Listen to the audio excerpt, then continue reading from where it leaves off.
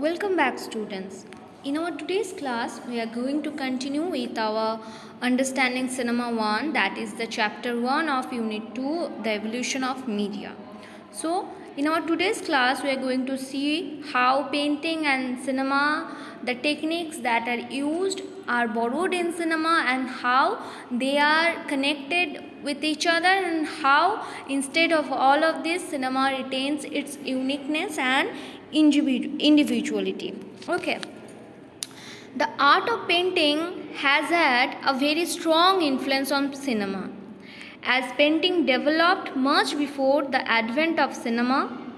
Painting is a medium of expression as well as cinema, we know that, which creates aesthetic experience by means of lines, shapes, tones and colors. These elements are composed in frames by the painters. The concept of framing all these elements is borrowed by cinema to tell a story on screen. So this techniques those are used in painting, like framing, the use of color, shapes and tones, what kind of colors will go with that kind of mood. All of these elements are borrowed by cinema to tell a story on the screen.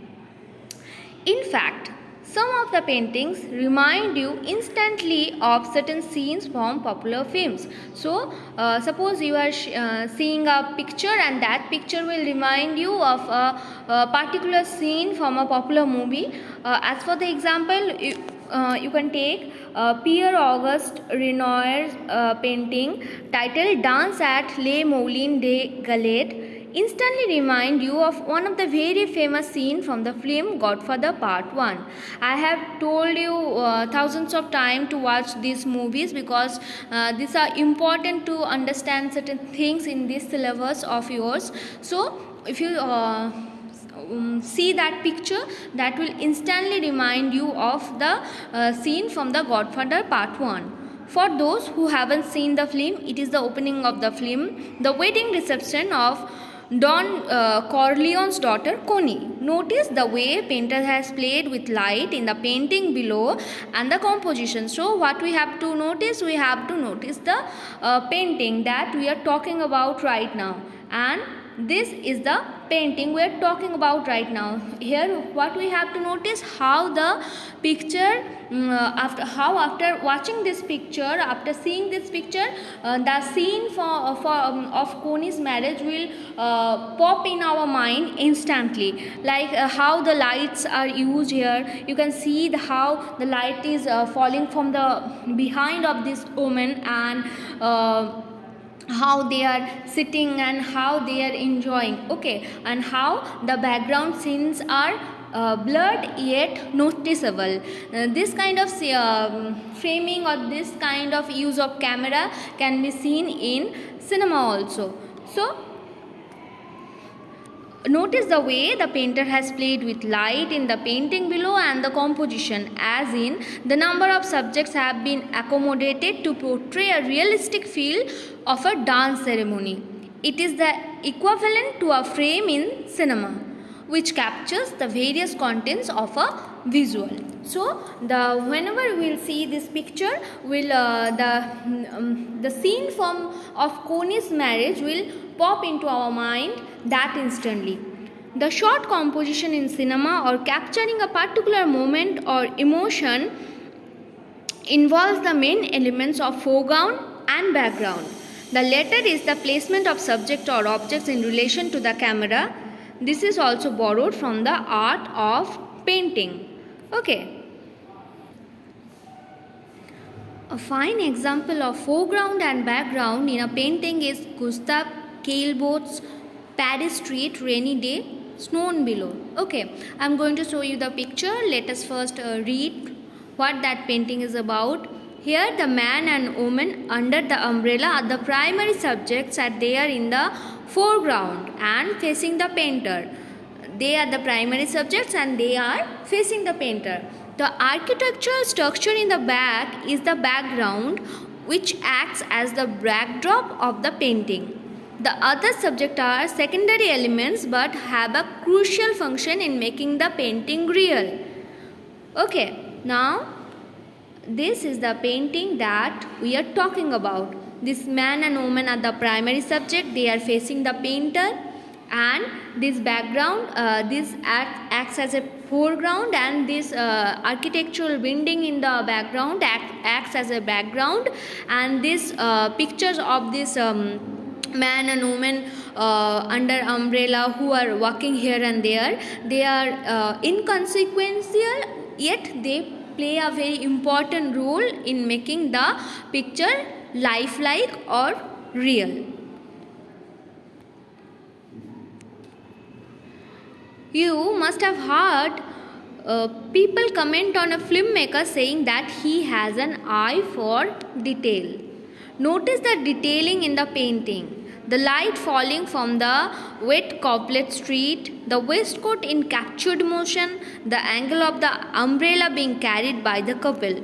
Do you see the connection between cinema and painting with detailing as the main parameter? So, both in cinema and both in painting, what acts as a main parameter? The detailing. It plays a very important role. So there is an activity that we have discussed in our live classes. Now, sculpture and cinema and how they are connected with each other. Now we are going to read how sculpture and cinema are connected and how the elements of sculpture are used in cinema to make it look lifelike. Any work of sculpture is in 3 dimensions. So, 3 dimensions can be seen in sculptures. You can touch them, you can feel them. Moreover, unlike painting, it can be viewed from very many, almost an infinite points of view. As we move around it, the object appears different to us from different places. This is the unique quality of experiences of work of sculpture. It makes the same object or form appear different to us, making our experience richer and multidimensional. Observe the following sculpture by celebrated English sculptor Henry Moore to understand the concept of dimension better. So you have to Google it and you have to see the sculpture. Henry Moore's Sculpture Center was opened in 1974, Art Gallery of Ontario, Canada. Outside the museum, Moore's bronze work, 2 large form, greets the visitor. Okay. Now this is an activity, we are going to ignore that and we are going to read how architecture and cinema are interconnected. Architecture is a spatial 3-dimensional art. Like sculpture, an architectural work also reveals itself through multiple points of views. Architecture is also the most functional of all arts in the sense that there is a use value to it. So what is the meaning of use value to it? Architectural structures can be used for living, they can be used for so many things. So it has got a use value added to it. A building has got to be not just aesthetically pleasing but serve the purpose for which it was originally planned and constructed. Architectural building can be aesthetically pleasing, that may look fabulous, but they can also be used for the purpose, or they can also serve the purpose for which they are originally planned or constructed. Architecture has a certain standalone quality and timelessness about it. Famous buildings in the cities usually become the landmarks for the citizens of that city and signs of the city's identity. For the others, like Eiffel Tower is synonymous with Paris. Whenever we talk about Paris, what is the first thing that pops into our mind? That is Eiffel Tower. So architecture has certain standalone quality and it may use as a landmark or a famous landmark of a place, or in future they may become synonymous. Whenever we talk about Eiffel Tower, we don't have to mention that Eiffel Tower is situated in Paris. We know that we are talking about Eiffel Tower, then we are talking about Paris. Okay.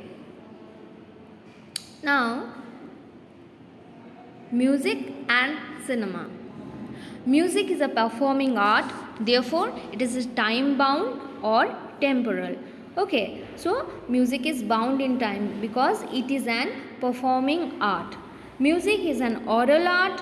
Music uses sound and silence in different pattern and combination. Okay, so silence is very important for music. Without silence we can't hear the sound. Music is one art that can be transferred into cinema in its original form. Okay, so we can transfer music into cinema in its original form. We don't need to change the music or its pattern to fit into the cinema. A song or a theme music composed for a film can and does become a part of the film, yet retains its independent existence as a musical piece. Okay, suppose I like a song very much, but I don't like that movie. Yet I can hear that song I like from that movie which I don't like individually. So music become a part of that cinema. A song become a part of a cinema, but it retains individual existence of its own as a musical piece. Since music can be used in its undiluted and most impacting manner, it has formed such a brilliant association with cinema. In India especially, music has become a strong factor in success of some films. For both aesthetic and commercial reasons, music has always been considered important and essential in films in cinema. So, as all of you know, that music plays a very important role for Indian cinemas particularly. If you see some Hollywood movies, suppose English movies like Godfather or Harry Potter movies, or so many movies are out there like Shawshank Redemption, one of the beautifulest one of the most life-changing movie I have seen ever. These movies don't use any kind of music. They use theme music, but no songs are there in the movie itself. So music for Indian cinema, music or songs plays a very important role. In our cinemas we got 5, 6, 7, 8 songs easily. Music can do following and more in the film. It can add emotional depth to a scene. Suppose a sad scene is playing, it can add some kind of sad music. Suppose a sad scene is playing, we can add a sad theme music there or a sad song to make that emotional scene more emotional. It can help move the story forward through narrative song sequence. It can offer a melody or rhythm for the actors, directors, choreographers and editors to work on. It can create and sustain a mood, especially and prominently in scenes where there is no dialogue. It can help in the publicity of the film. Some musical themes and songs get associated with the image of the film. It can help bring out the sub-vocal feelings and moods without the use of the words. Music is usually used in 3 ways: as a title music or theme music, background score and songs. So these are the things that music can do to a film and even more. Okay. So when we talk about music, we are talking about the theme music or the title music. We are talking about the background score and we are talking about the songs. Okay. Now there is an activity that we have discussed in our live classes. I am going to leave it here. Okay. Now, one of the most important thing in this chapter, that is theatre and cinema. Okay, I can take any empty space and call it a bare stage. A man walks across this space while someone else is watching him, and this is all that is needed an actor of theatre to be engaged. So says Peter Brook in his book The Empty Space. So this is said by Peter Brook in his book The Empty Space. And what does he say? He says that I can take any empty space. You are talking about any empty space and call it a bare stage, and we can call it a stage. So what it is indicating? It is indicating that theater doesn't need any particular set, particular scene, particular location. We can take any empty space and call it a bare space. A man walks across this space. A man walks across this space means the actor perform in that space while someone else is watching. That someone else is us, that someone else is the audience. And this is all that is needed an actor of theatre to be engaged. And this is all that he ever needed, the actor of theatre ever needed. All he needed is a bare space that can be called a stage. An actor who is good at acting, who can act, who can tell a story through his acting, and spectators or the audience. You cannot have a more succinct definition of theatre than this. Theatre is a live communication, and actors, empty space, and audience are the three most essential factors necessary for a performance of a play. Prima facie, theatre is an art that looks to be the closest to cinema. Like cinema, it is also audiovisual and spatiotemporal. Like cinema, it has actors, scene changes, lighting, costume, makeup, set, story, etc. Okay, but these similarities are superficial, and the differences between these two are many and basic can be shown as below. So here we can see a difference between theatre and cinema.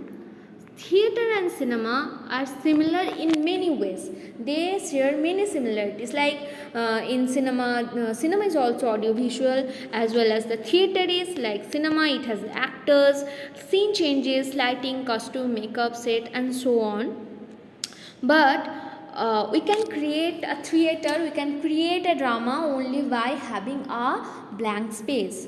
Okay, now let us move to the differences that cinema and theatre has got. While watching a play, we are talking about theatre here. While watching a play, point of view of the spectator is fixed depending upon where he is sitting in the auditorium. Suppose I have gone to watch a program in theatre and I have got seat number 12C. That is the cornermost seat. From there, the kind of view, the kind of point of view I will get, that will obviously different from the person who is sitting right in between. Again, in the case of movie, while watching a film, point of view of the spectator is constantly changing due to the editing and the camera movements. But in cinema hall, what happens? No matter wherever we are sitting, we see the same thing because of that flat surface and the editing and the movements of the camera. In the case of theatre, each spectator has a different point of view of looking at the stage or play.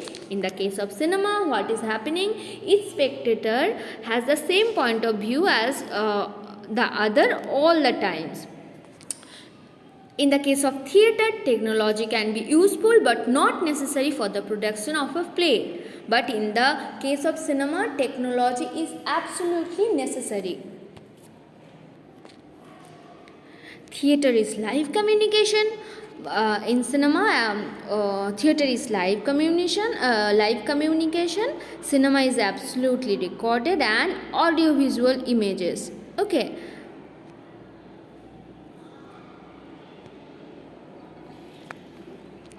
The quality of performance varies each time. In the case of theatre, suppose the actor is acting very good today, he may not be feeling well emotionally or physically, he may not perform that well in his next performance. But in the case of cinema, the quality of the performance is fixed once and for all, because it is recorded.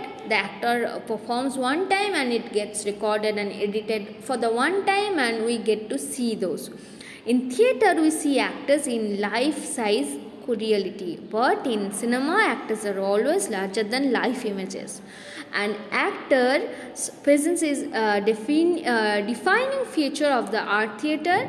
The process of editing, which brings together various elements, gives cinema its own identity. So, in the case of theatre, the actor plays the most important role.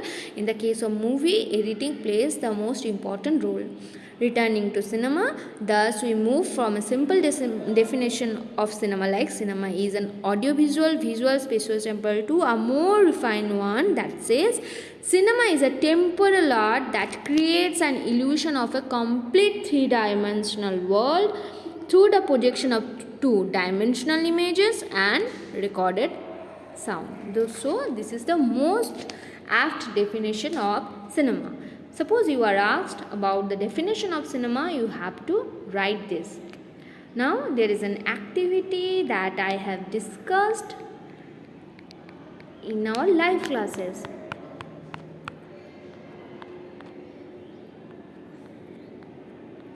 And with this we come to the conclusion that finally we can sum up this rich relationship of cinema in the wise words of Sergei Mikhailovich Einstein. We can say that first let us see who he was. Einstein was a great figure not only in the Soviet Russia but of world cinema. His most famous film is Battleship Potemkin in 1925, which is considered as one of the greatest films ever made. But Einstein was much more than a filmmaker. He was a pioneer film teacher who planned and executed a 5-year film course in film direction. He was a great theoretician of cinema and has written voluminously on practically all aspects of cinema over a period of 2 decades. He has brilliantly summarized the relationship between cinema and other arts in his book Film Form, wherein he talks about the achievements of cinema during the 3 decades of its existence. In these words, the cinema would seem to be the highest stage of embodiment of potentialities and aspirations of each of the arts. For sculpture, cinema is a chain of changing plastic forms, busting a long-last ages of immobility. For painting, cinema is not only a solution for the problem of movement in pictorial images, but is also the achievement of a new and unprecedented form of graphic art, an art that is free stream of changing, transforming, commingling forms, pictures and composition hitherto possible only in music. Okay, so he talks about how the cinema is the highest embodiment of the possibilities that each art has to offer, each art can offer. For sculpture, cinema is a chain of changing plastic form, bursting at long last ages of immobility. For the painting, cinema can be moving pictures, gives painting its most important solution for the movement of pictorial images. And in the case of music, music has always possessed its possibility, but with the advent of cinema, the melodious and rhythmic flow of music acquired new potentialities of images, visual, palpable or concrete. And for literature, cinema is an expansion of the strict diction achieved by poetry and prose into a new realm where the desired image is directly materialized in audio-visual perceptions. And finally, it is only in cinema that are fused into real unity of all those separate elements of spectacle once inseparable in the dawn of culture, which the theatre for centuries have vanity striven to amalgamate new. Okay. So, this is how cinema amalgamate within itself all the arts in itself. And with that, we complete our first chapter and of understanding cinema 1. In our next class, we will start chapter 2, that is understanding cinema 2. Okay, bye students.